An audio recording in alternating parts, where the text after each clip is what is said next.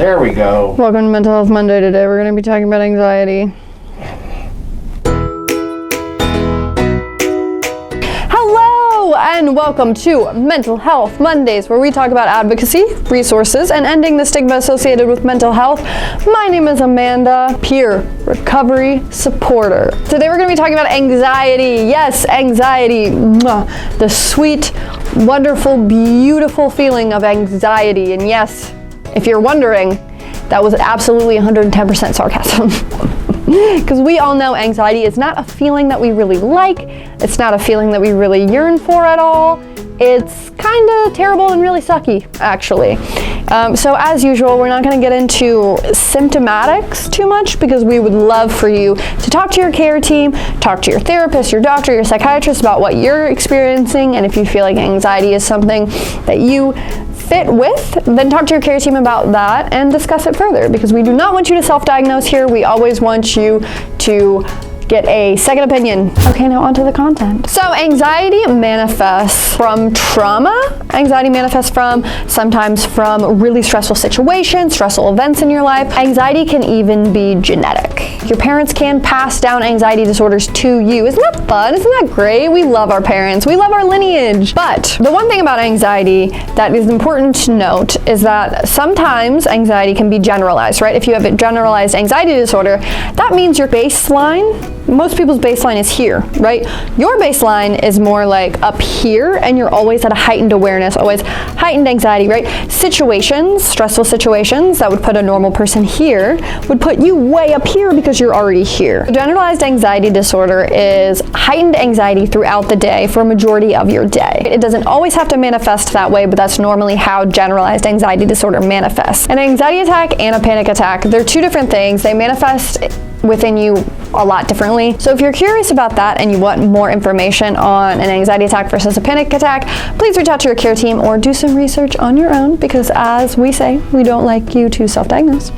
So when it comes to anxiety, a lot of times what people don't understand about it is the physical manifestations. Anxiety isn't just mental, right? It's not just constantly worrying about something all the time, 24/7. Anxiety is also very physical. It's very visceral, and it's felt in your body.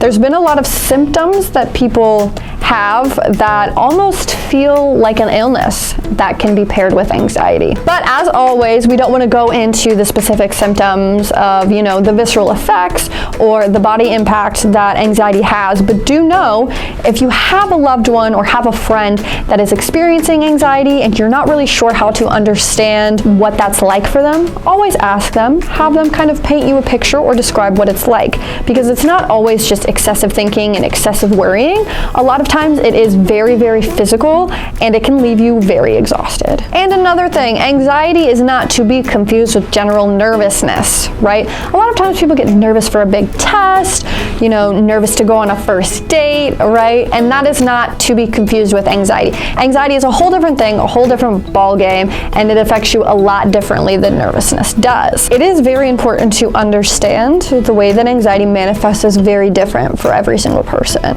Anxiety is not one size fits all. It's not the same across the board. It looks really different for a lot of different people. It can affect your daily life. It can affect your food patterns.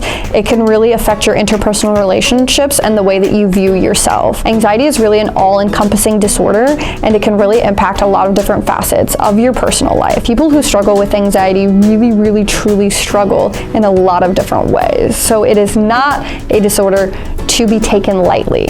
And that's all for our Mental Health Monday today. Thank you for learning about anxiety with us today. If you'd like to learn more about anxiety and depression, go to adaa.org. That is where you can find more resources about anxiety, some links, and things you can do to help yourself if you're struggling with anxiety. As always, don't forget to consult your care team, and we're here for you, and we'll see you next Monday, where we're going to talk about something else, and you're not going to know until the day.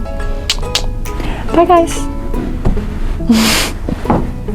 Is that okay? Should I redo the last part? Not gonna tell you. All right. Man, you can't catch me.